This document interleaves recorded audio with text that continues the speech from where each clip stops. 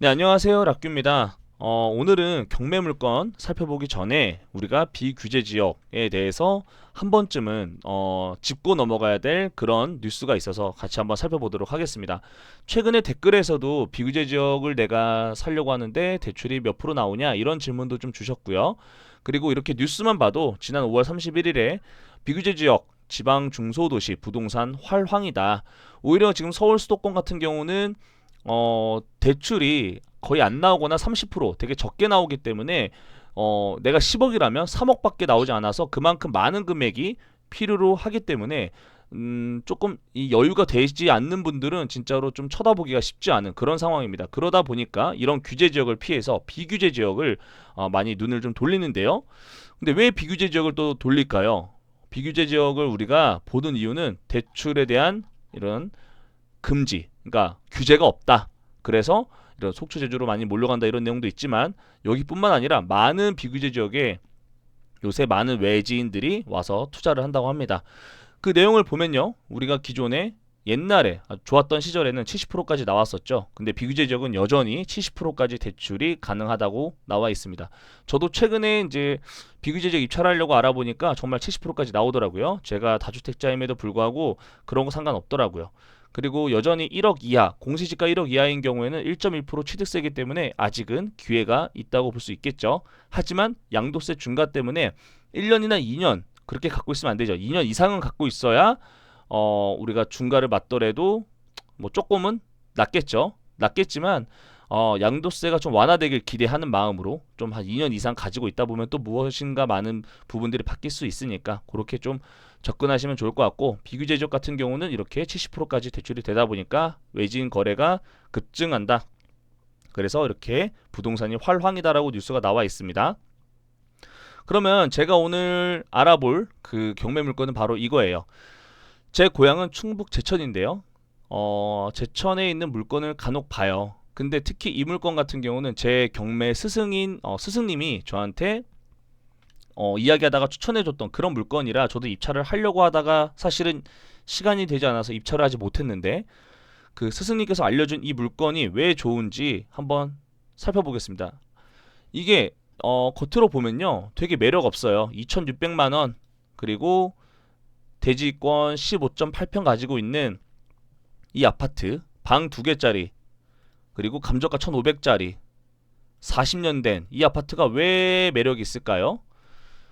그래서 사람들이 쳐다도 안 보죠. 조회수 자체가 굉장히 낮아요. 그래서 이게 2018년에 2,400에 거래됐던 이 주택에 대해서 좀 살펴보려고 합니다. 오래됐으니까 아무래도 여러 가지 뭔 호재가 있겠죠. 그 뭔 호재가 있는지 같이 한번 살펴볼게요. 이게 지난 3월에 같은 물건인데 다른 동호수죠. 감정가 1,300만 원부터 시작했던 그런 물건이에요. 그럼에도 불구하고 25명 입찰했고 3,100만 원에 낙찰을 했습니다. 3월입니다. 3월 15일 기준이고요.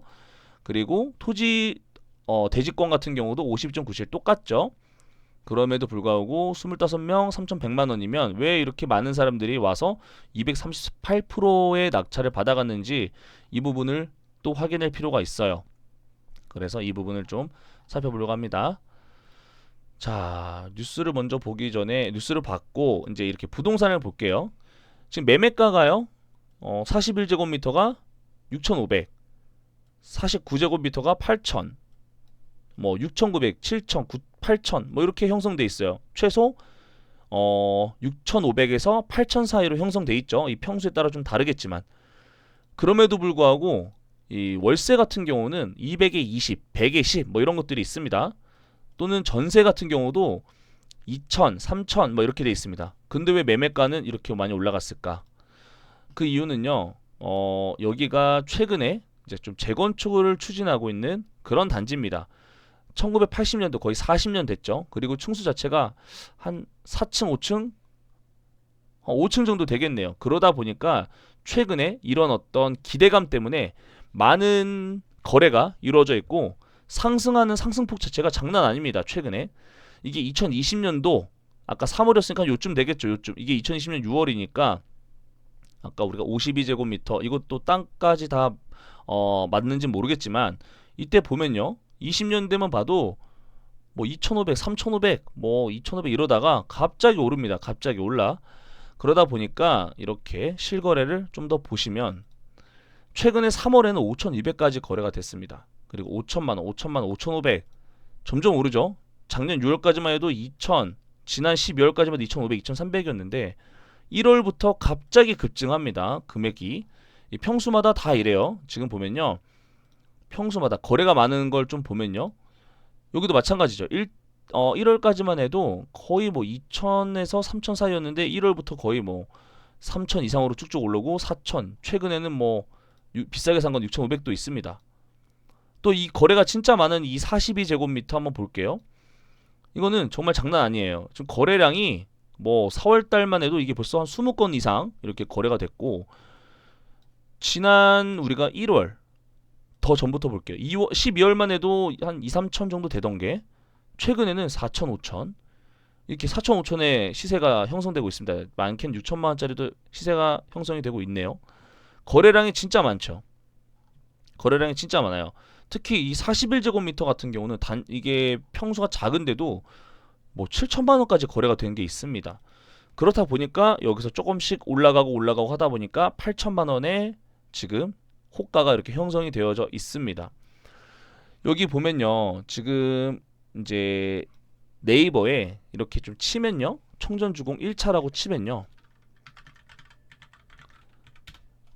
많은 뉴스거리가 있어요. 그 뉴스거리 중에 하나가 일단 요거 한번 보면요. 이렇게 많이 지금 올라가고 있고, 그리고 뭐 이렇게 재건축 기대 매수기 이런 사람들 꽤 많아요. 무슨 일 있냐?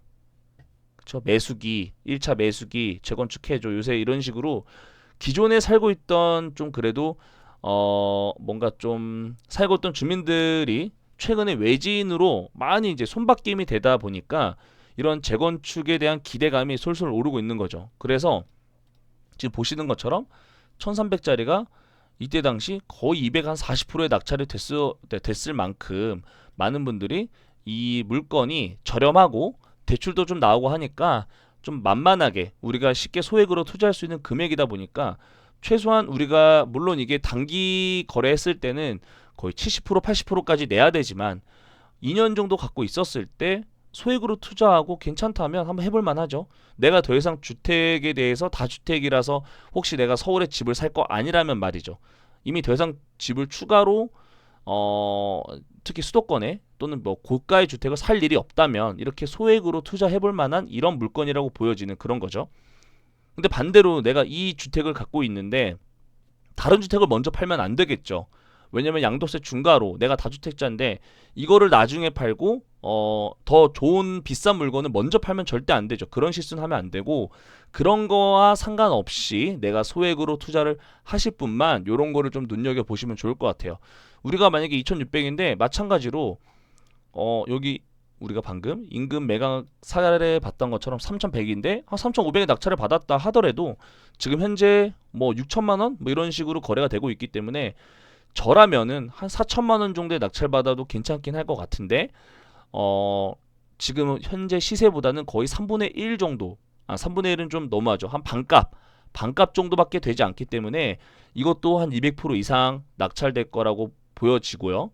좀 비싸면 200%고요.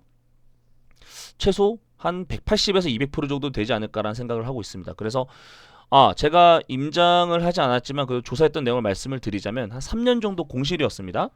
3년 정도 공실이었고 이 3년 정도 공실된 동안 한 달에 관리비가 대략 3만 원 정도, 그래서 한 90만 원 정도 밀렸다. 그래서 30개월 정도 밀렸다라는 게 이 104호에 대한 히스토리고요.